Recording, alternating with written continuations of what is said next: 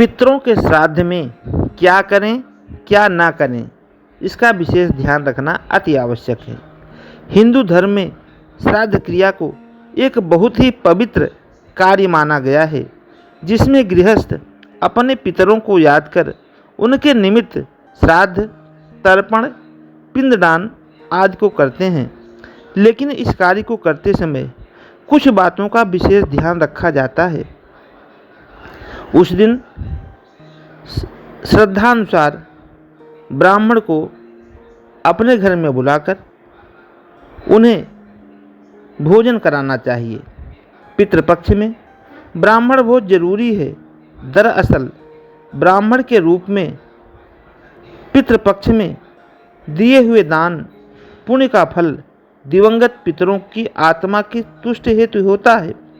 ब्राह्मण भोज के लिए अथवा ब्राह्मण भोज के माध्यम से पितृजन को प्रसन्न किया जाता है।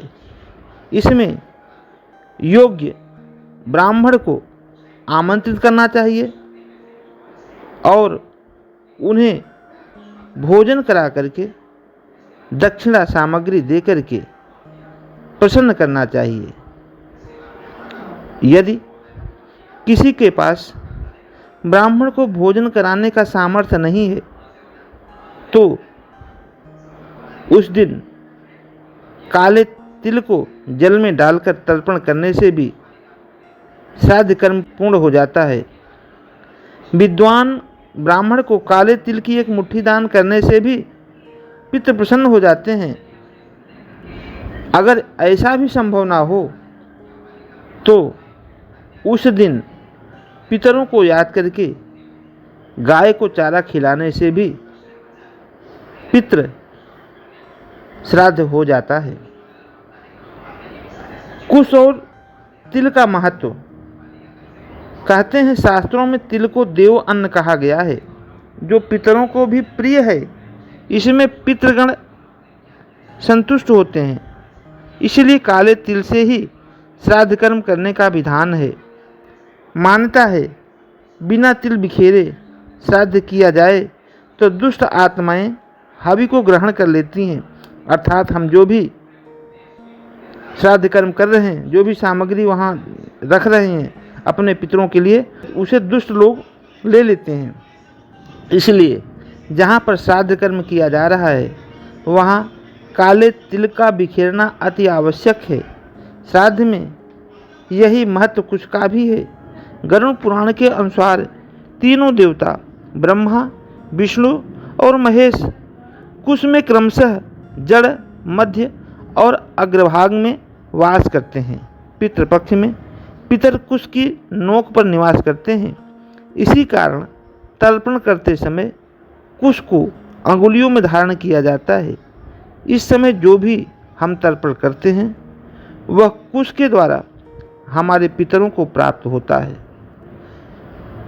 पितृपक्ष के श्राद्ध में तर्पण के लिए लोहे का बर्तन कभी प्रयोग में नहीं लाना चाहिए। जहाँ तक बात श्राद्ध कर्म में बर्तनों के इस्तेमाल की है तो इस कार्य के लिए सोना, चांदी, कांसा और तांबे के पात्र को उत्तम माना गया है।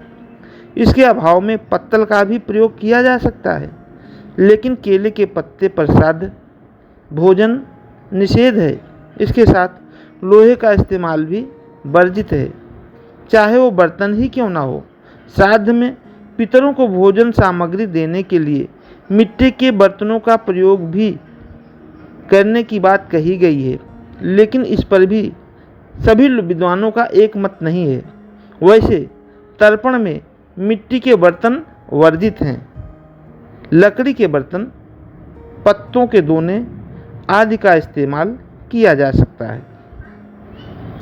श्राद्ध का जो अन्न है, श्राद्ध में पकाया हुआ अथवा बिना पकाया हुआ अन्न प्रदान करके पुत्र अपने पितृ को तृप्त कर सकते हैं।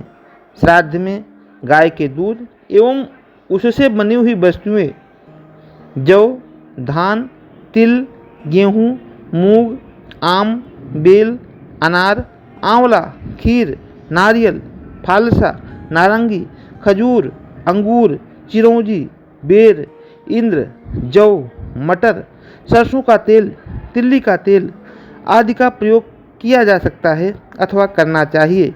लेकिन श्राद्ध में उड़द, मसूर, अरहर, गाजर, गोल लौकी, बैगन, शलजम, हींग, प्याज, लहसुन, काला नमक, जीरा, सिंघाड़ा, जामुन, सुपारी, कुल्थी, कैथा, महुआ, अलसी, पीली सरसों, चना, मांस, अंडा आदि का प्रयोग पूर्णतः वर्जित है। इसका प्रयोग नहीं करना चाहिए।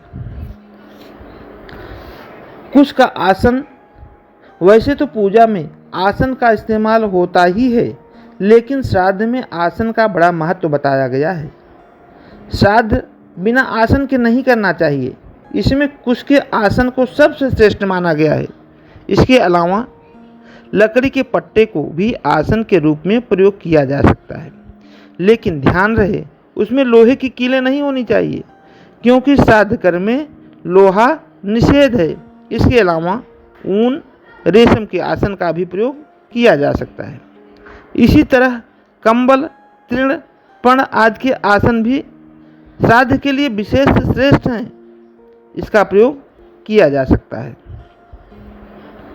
श्राद्ध अन्न में कौओं का हिस्सा, श्राद्ध में कौवे के भाग का हिस्सा। पितृपक्ष और कौवे को लेकर कई किस्म की कहानियाँ प्रचलित हैं।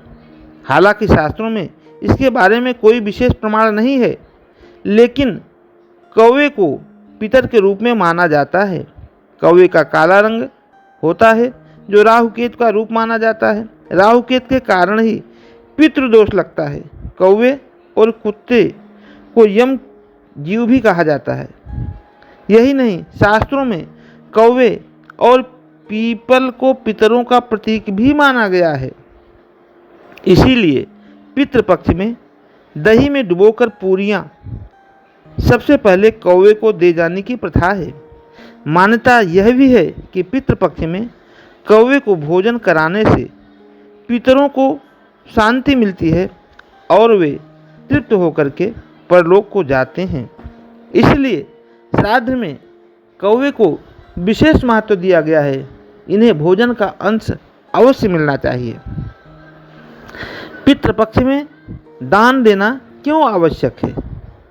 पितृपक्ष में जो भी हम पितरों के निमित्त निकालते हैं, वह उसे सूक्ष्म रूप से आकर के ग्रहण करते हैं, क्योंकि श्राद्ध पक्ष में पितृगण अपने अपने स्वजनों के यहाँ बिना आह्वान किए पहुँचते हैं और 15 दिनों तक यहीं विद्यमान रहते हैं। इसीलिए अधिकांश घरों में पितरों को प्रसन्न करने के लिए इन दिनों गरीबों और ब्राह्मणों को अपने सामर्थ्य के अनुसार दान देने की परंपरा होती है। वे पितृपक्ष में ब्राह्मण और गरीबों को लगातार दान देते रहते हैं और ऐसा करने से उनके पितृ प्रसन्न होते हैं और आशीर्वाद देते रहते हैं। अगर कोई व्यक्ति ऐसा है जिसके पास धन नहीं है और वो अपने पितरों का श्राद्ध करना चाहता है, तो उसे क्या करना चाहिए? धन के अभाव में अपने पितरों का श्राद्ध कैसे करें? पर्याप्त धन नहीं है, पितरों को श्राद्ध कैसे करें? यह सोचकर मन को दुखी करने की जरूरत नहीं है। धन ना होने पर केवल शाक से भी श्राद्ध किया जा सकता है। बस मन में श्रद्धा का भाव होना चाहिए। यदि शाक ना हो तो घास काट करके गाय को खिला देने से श्राद्ध का कार्य संपन्न हो जाता है। यदि यह भी ना कर सकें तो किसी एकांत स्थान पर जाकर श्रद्धा एवं भक्तिपूर्वक अपने हाथों को ऊपर उठाते हुए पितरों से प्रार्थना करें। न मेस्ति वित्तं न धनं नान्याच्छाद्रोपयोग्यं स्वपितृप्नोस्मि तृष्यन्तु भक्त्या पितरो मयैतो तो भुजो बत्मनि मारुतस्य। अर्थात, हे मेरे पितृगण, मेरे पास श्राद्ध के उपर्युक्त श्राद्ध करने के लिए ना तो धन है, ना तो धान्य है, हाँ, मेरे पास आपके लिए श्रद्धा जरूर है। मैं इन्हीं के द्वारा आपको तृप्त करना चाहता हूँ। आप तृप्त हो जाएं। मैंने दोनों भुजाओं को आकाश में उठा करके आपके लिए रखा है। हे मेरे पित्र, इससे आप संतुष्ट होकर के मुझे आशीर्वाद दें। श्राद्ध में दान की हुई वस्तुएं। श्राद्ध में पितरों के उद्देश्य से किए जाने वाले दान में गाय, भूमि, तिल, सोना, घी, वस्त्र, धान्य, गुड़, चांदी तथा नमक में से एक या अधिक सामग्री, जो भी वस्तुएं आपके पास हों, उसे देना चाहिए। शास्त्रों में इन सभी वस्तुओं का दान महादान कहलाता है। श्राद्ध में चांदी का दान या उसका दर्शन, उसका नाम लेना भी पितरों को अनंत एवं अक्षय स्वर्ग देने वाला दान कहा गया है। श्राद्ध काल में ब्राह्मणों को अन्न देने में यदि समर्थ नहीं है तो ब्राह्मण को कंदमूल, फल, शाक आदि भी दान में दे सकते हैं। अगर यह भी संभव नहीं है तो किसी भी द्विज श्रेष्ठ को प्रणाम करके एक मुट्ठी काले तिल दे, अर्थात ब्राह्मण को विधिवत प्रणाम करके उन्हें संतुष्ट करके उन्हें एक मुट्ठी काला तिल दे देना चाहिए, अथवा पितरों के निमित्त नम्रतापूर्वक 7-8 तिलों से युक्त उन्हें तिलांजलि देना चाहिए। इससे भी पितृ प्रसन्न हो जाते हैं। अब प्रश्न उठता है कि तर्पण का क्या महत्व है। ब्राह्मण भोज में एक पितृ और तर्पण से सभी पितृ तृप्त और संतुष्ट होते हैं। यही कारण है कि श्राद्ध कर्म में तर्पण का विशेष महत्व है। इसलिए हर व्यक्ति को चाहिए कि नियम को ध्यान में रखते हुए श्राद्ध के समय में, श्राद्ध के दिनों में क्या करना चाहिए, क्या नहीं करना चाहिए, उसको ध्यान में रख करके ही कार्रवाई करनी चाहिए।